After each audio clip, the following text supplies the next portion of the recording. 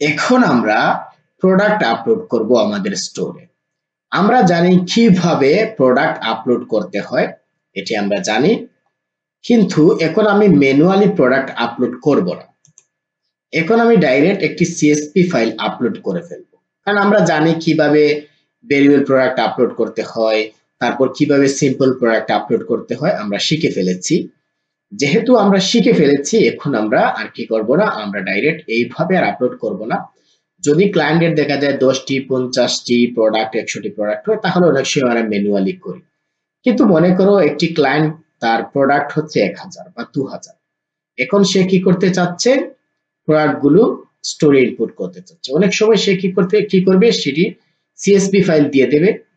সেই CSP file যখন আমরা আপলোড করব, আপলোড করলে প্রোডাক্ট গুলো অটোমেটিক্যালি আমাদের স্টোরে চলে আসবে।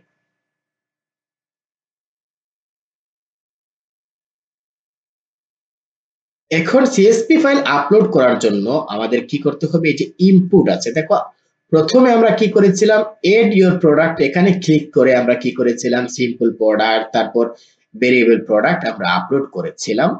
আমরা সাধারণত এইভাবে আপলোড করব, এড ইওর প্রোডাক্ট এখান থেকে আমরা প্রোডাক্ট আপলোড করব। যদি আমাদের প্রোডাক্ট আপলোড করার দরকার হয়, আমরা এইভাবে আপলোড করব। আর যদি অনেক বেশি প্রোডাক্ট হয় আর ক্লায়েন্ট যদি আমাদের সিএসপি ফাইল দেয়, তাহলে আমরা সিএসপি ফাইলটি আপলোড করব। এর জন্য ইনপুটে ক্লিক করব। দেখো প্রোডাক্টের ঠিক রাইট সাইডে ইনপুট আছে, এখানে ক্লিক করব। ক্লিক করার পর দেখো এড সিএসপি ফাইল, এখানে আমি ক্লিক করব।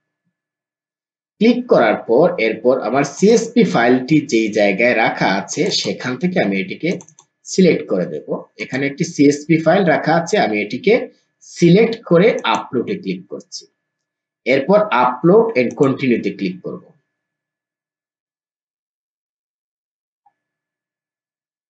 আচ্ছা, এখানে একটা সমস্যা হচ্ছে, মানে এই যে সিএসভি ফাইলটি, এই সিএসভি ফাইলটি যে অ্যাপ থেকে, যে অ্যাপ দিয়ে প্রোডাক্ট গুলো ইনপুট করা হয়েছে, এটি একটি ড্রপ শিপিং অ্যাপ। এর জন্য কি হচ্ছে না, এই প্রোডাক্ট গুলো ইনপুট হচ্ছে না, মানে এই যে সিএসপি ফাইল যেগুলো আছে এখানে ইনপুট হচ্ছে না।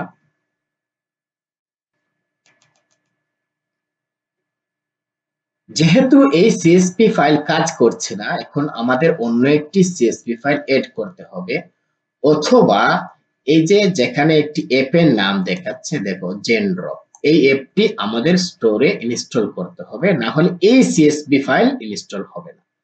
মানে হচ্ছে এই সিএসপি ফাইলে যে প্রোডাক্ট গুলো ইনপুট করা হয়েছে, এগুলো জেনড্রপ একটি ড্রপ শিপিং অ্যাপের মাধ্যমে করা হয়েছে। এর জন্য এটি, এই অ্যাপটি লাগবে, না হলে এটি মানে এখানে আমরা চাইলেও ইনপুট করতে পারবো না। আর আমরা যদি চাই অন্য কোনো ফাইল ইনপুট করতে, আমি এর ফাইলে ক্লিক করছি। ক্লিক করার পর মনে করো আর অন্য একটি যদি আমি ইনপুট করতে চাই, এখানে একটি সিএসপি ফাইল আছে। আমি প্রথমে যেটি ইনপুট করতে চেয়েছিলাম, এটি সম্পূর্ণ ফ্যাশন রিলেটেড একটি সিএসপি ফাইল ছিল।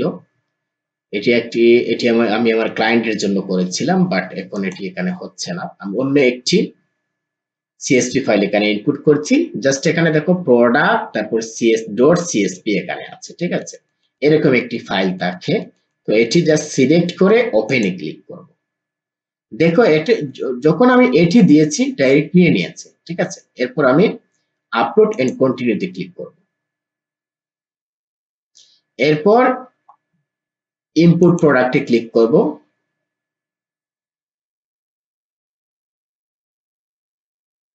ইনপুট প্রোডাক্টে ক্লিক করার পর একটু সময় অপেক্ষা করলে সবগুলো প্রোডাক্ট ইনপুট হয়ে যাবে।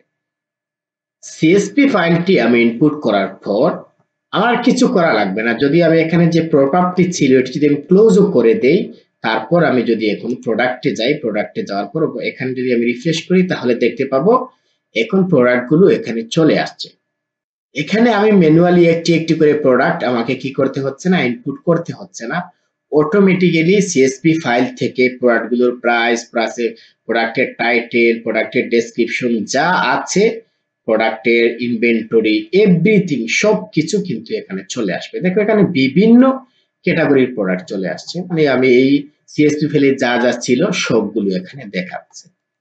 এইভাবে আমরা কি করতে পারি, আমরা আমাদের প্রোডাক্ট গুলো আমাদের স্টোরে ইনপুট করতে পারি সিএসপি ফাইলের মাধ্যমে। আর যদি আমরা ম্যানুয়ালি করি তাহলে তো ম্যানুয়ালি করব, আর যদি ড্রপ শিপিং এর যদি হয় তাহলে আমরা অন্য অ্যাপ দিয়ে আমরা ইনপুট করব। এগুলো আমরা দেখব পরবর্তীতে।